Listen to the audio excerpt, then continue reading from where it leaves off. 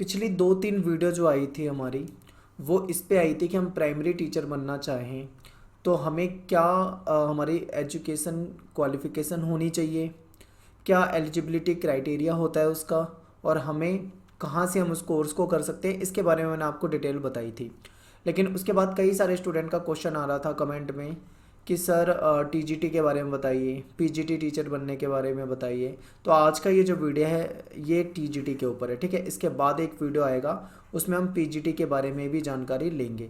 तो TGT teacher कैसे बने, एलिजिबिलिटी क्राइटेरिया क्या होता है, क्वालिफिकेशन क्या चाहिए उसके लिए, इसको हम इस वीडियो में देखने वाले हैं। तो वीडियो को ध्यान से देखिए। देखिए, आप 12th पास हो जाते हैं, उसके बाद आप ग्रेजुएशन में एडमिशन लेते हैं, तो आपको इसके लिए मिनिमम कम से कम ग्रेजुएट होना ज़रूरी है, ठीक है। आप ग्रेजुएट होगे, उसके बाद फिर आप एक कोर्स करोगे बीएड। जब आप बीएड कर लोगे, ग्रेजुएट भी हो, आप बीएड भी कर चुके हो, इसके बाद आप एलिजिबल हो जाओगे, ठीक है, टीजीटी के लिए। लेकिन यहाँ पे अब क्या होता है कि ये सीटेट जो होता है ये भी आपको पास करना ज़रूरी है। और सीटेट के 2 पेपर होते हैं, एक तो होता है पेपर 1, ठीक है, पेपर 1, और दूसरा होता है पेपर 2। तो आपको देखिए, पेपर 1 होता है प्राइमरी टीचर के लिए जो पीआरटी बनते हैं। तो लास्ट वीडियो जो मैंने आपको पीआरटी वाली बताई थी उसमें मैंने आपको इसके बारे में नहीं बताया था, तो मैं यहाँ पे बता देता हूँ, ठीक है। पेपर 2 आपके लिए यहाँ पे पास करना आपको ज़रूरी है। जब आप ये तीनों चीज़ें कर लेंगे तो आप टीजीटी के लिए एलिजिबल हो जाएंगे। अब क्वेश्चन हमारा यहाँ पे एक ये भी बन जाता है कि टीजीटी अगर हम बनते हैं तो हम कौन सी क्लास से कौन सी क्लास तक के स्टूडेंट को पढ़ाएंगे। तो देखिए, हमारे यहाँ पे सिस्टम क्या होता है, ज़्यादातर जो दिल्ली वगैरह है उसमें कुछ स्कूल ऐसे होते हैं प्राइमरी जो पहली से लेके 5वीं क्लास तक के होते हैं, जहाँ पे प्राइमरी टीचर पढ़ाते हैं, ठीक है, पीआरटी। और कुछ स्कूल ऐसे होते हैं जो 6 से लेके 12 तक के होते हैं। तो इसमें जो 6 क्लास से लेकर 10th क्लास के जो टीचर होते हैं वो टीजीटी होते हैं, ठीक है। आप टीजीटी के बारे में अगर जानना चाहते हैं तो आप ध्यान रखें कि क्लास 6 से लेकर क्लास 10 तक के जो टीचर होते हैं वो टीजीटी होते हैं, और जो 11th और 12th को पढ़ाते हैं जो टीचर वो होते हैं पीजीटी, ठीक है। पीजीटी पे हमारा अगला वीडियो आएगा, उसको हम बाद में देखेंगे। फिलहाल आप यहाँ पे ये समझ लीजिए कि आप क्लास 6 से 10 तक को पढ़ाओगे। अब आगे आ जाते हैं हम अपने टॉपिक पे। देखिए, आप ग्रेजुएशन करते हो, मान लो आप बीए प्रोग्राम करो या आप बीए ऑनर्स करो, ठीक है, कोई भी आपके पास होनी चाहिए इसमें से। ग्रेजुएशन में आप टीजीटी बन जाएंगे, मतलब एलिजिबल हो जाएंगे। अब यहाँ पे देखिए एक सीन आ जाता है हिंदी और इंग्लिश का। अब मान लो यहाँ पे क्या होता है, एक जो सबसे बड़ी समस्या आती है वो ये आती है कि जो दिल्ली यूनिवर्सिटी से जो ग्रेजुएशन करते हैं बच्चे, तो यहाँ पे क्या होता है, जो लैंग्वेज होती है, लैंग्वेज, ठीक है।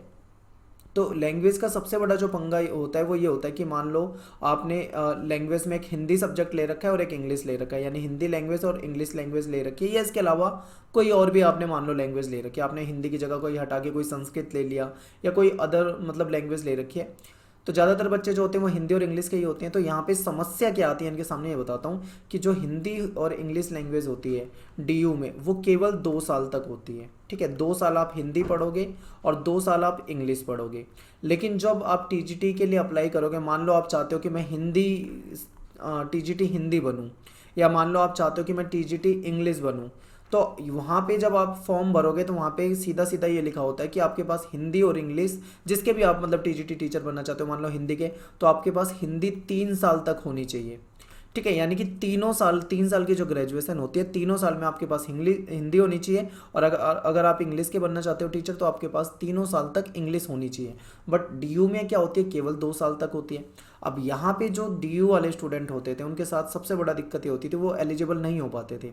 और लेकिन पूरे देश में ऐसा नहीं होता, देश की कई सारी ऐसी यूनिवर्सिटी भी हैं जो लैंग्वेज अगर आप पढ़ोगे तो वो आपको 3 साल, जैसे हिंदी पढ़ोगे तो 3 साल रहेगी, इंग्लिश पढ़ोगे तो वो भी 3 साल रहेगी। तो जो जिनके पास 3 साल रहती है वो तो एलिजिबल हो जाते हैं, लेकिन जिनके पास नहीं रहती वो एलिजिबल नहीं हो पाते हैं। तो ऐसे में क्या हुआ कि इस पर केस हुआ और केस चले और बाद में कुछ केस जीते भी। तो उसके बाद ये सिस्टम हो गया कि अगर आपके पास हिंदी और इंग्लिश 2 साल है तो आप एलिजिबल हो जाओगे, ठीक है। तो ये आपको यहाँ पे ध्यान रखना था। तो ये वाला सीन तो आपका खत्म हो गया हिंदी और इंग्लिश का। अब ये सोशल साइंस वाले में भी एक पंगा था। सोशल साइंस वाले में दिक्कत क्या होती है, बहुत सारे बच्चे ग्रेजुएशन में एडमिशन ले लेते हैं और ग्रेजुएट हो भी जाते हैं, लेकिन वो कभी भी सब्जेक्ट कॉम्बिनेशन के बारे में नहीं सोचते हैं। ग्रेजुएशन में वो क्या करते हैं, कोई बता देता है हिंदी ले लो, इंग्लिश ले लो, या फिर कोई सब्जेक्ट ले लो, एजुकेशन वगैरह ले लो। बहुत सारे सब्जेक्ट होते हैं ग्रेजुएशन में, आपके पास ऑप्शन होते हैं, आप आराम से ले लेते हो। लेकिन आपको यही नहीं पता होता कि सब्जेक्ट कॉम्बिनेशन भी आपको चाहिए होता है। अगर आपका सब्जेक्ट कॉम्बिनेशन नहीं बन रहा है तो आप सोशल साइंस स्ट्रीम के लिए एलिजिबल नहीं होंगे। देखिए टीजीटी मैंने आपको यहाँ पे बता दिया, आप मान लो बीए प्रोग्राम करते हो तो आपको ज़्यादा फ़ायदा ये होगा कि आप हिंदी के लिए भी एलिजिबल हो जाओगे क्योंकि आपने लैंग्वेज हिंदी ले रखी थी।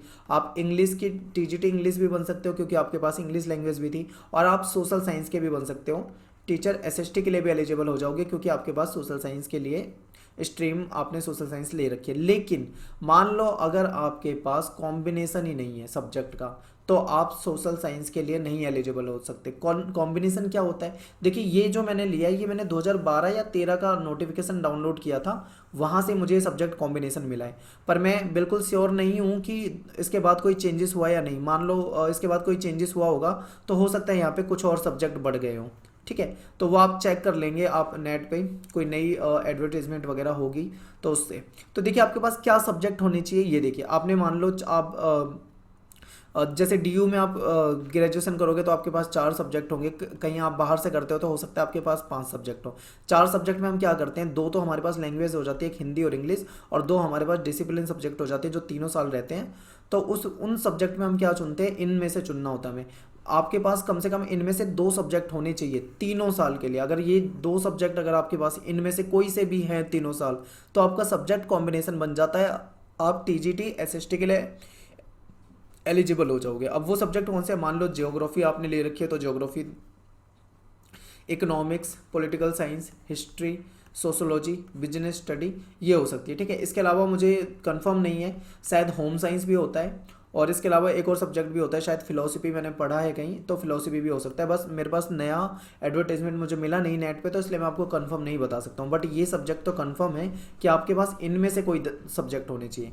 तो अगर आप ये सोच रहे हो कि आप टीजीटी बनना चाह रहे हो तो आप जब भी ग्रेजुएशन में बीए में एडमिशन लोगे तो आपको सब्जेक्ट कॉम्बिनेशन का बहुत ध्यान रखना होगा। अगर सब्जेक्ट कॉम्बिनेशन नहीं लिया और नहीं बना आपका कॉम्बिनेशन तो आप एसएसटी के लिए एलिजिबल नहीं होंगे, आपको बहुत बड़ा नुकसान होगा इसका। तो जब भी आप मतलब ग्रेजुएशन करें तो इसमें से 2 सब्जेक्ट ले लें। ज़्यादातर क्या कौन सा सब्जेक्ट लेते हैं, ज़्यादातर बच्चे लेते हैं पॉलिटिकल साइंस और हिस्ट्री, ये सब्जेक्ट लेते हैं, आपका कॉम्बिनेशन बन जाएगा।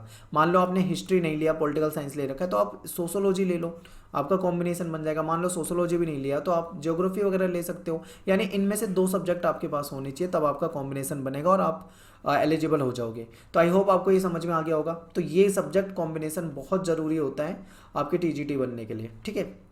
तो ये बेसिक आपको बता दिया मैंने। और इसके अलावा अगर आपको चाहिए भाई और ज़्यादा जानकारी तो आप इसका कोई भी एडवर्टीजमेंट जाके डाउनलोड करो, डीएसएसबी का जो भी वैकेंसी निकलती है उसमें थोड़ा आपको ज़्यादा डीप पता होगा। लेकिन आपको यहाँ पे बहुत बेसिक बातें ही जाननी थी इसलिए मैंने आपको बताया था, ठीक है। अब यहाँ पे एक चीज़ और बताने को रह गई है, ये जो आप बीएड करते हो ये बीएड आपका आज के समय में 2 साल का कोर्स होता है, बट कुछ साल पहले ये 1 साल का कोर्स होता था, ठीक है। ये हो गया।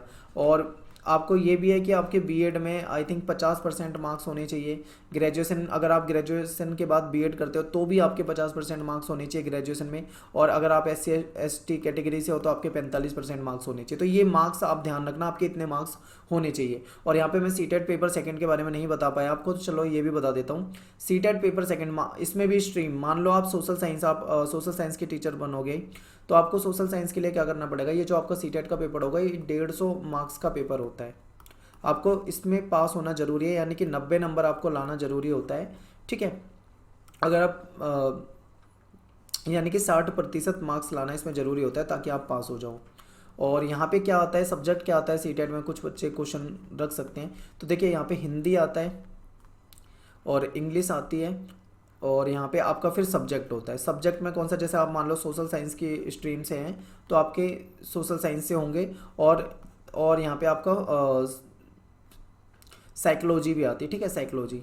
तो यानी कि टोटल कुछ इस तरीके से होती है। साइकोलॉजी आपकी 30 नंबर की आती है, हिंदी आपकी 30 नंबर की आती है, इंग्लिश आपकी 30 नंबर की आती है। तो ये टोटल कितने हो गए, 90 नंबर। दूसरी तरफ आपका जो सब्जेक्ट होता है, जो भी आपका सब्जेक्ट है, जैसे मान लो सोशल साइंस है तो सोशल साइंस आपकी आएगी 60 नंबर की। सोशल साइंस में आपका क्या क्या होगा, आपकी हिस्ट्री भी आती है, पॉलिटी भी आती है, ज्योग्राफी भी आती है, इकोनॉमिक्स से रिलेटेड क्वेश्चन भी आ जाते हैं। और ये कौन से लेवल के क्वेश्चन आते हैं, एक आप 6 क्लास के, 7th क्लास के, 8 क्लास की जो एनसीईआरटी की किताब होती है उसके लेवल का आता है। अगर आप टीजीटी बनना चाहते हैं सोशल साइंस के और आपको सोशल साइंस में सीटेट का पेपर सेकंड की तैयारी करनी है, तो मैंने सोशल साइंस का कोर्स बना रखा है पूरा कंप्लीट अन अकेडमी पे मैंने पढ़ाया हुआ है, ठीक है। तो आप अन अकेडमी में मेरा social science CTET paper second का कोर्स भी देख सकते हैं, आपको काफ़ी वहाँ पे बेनिफिट हो जाएगा।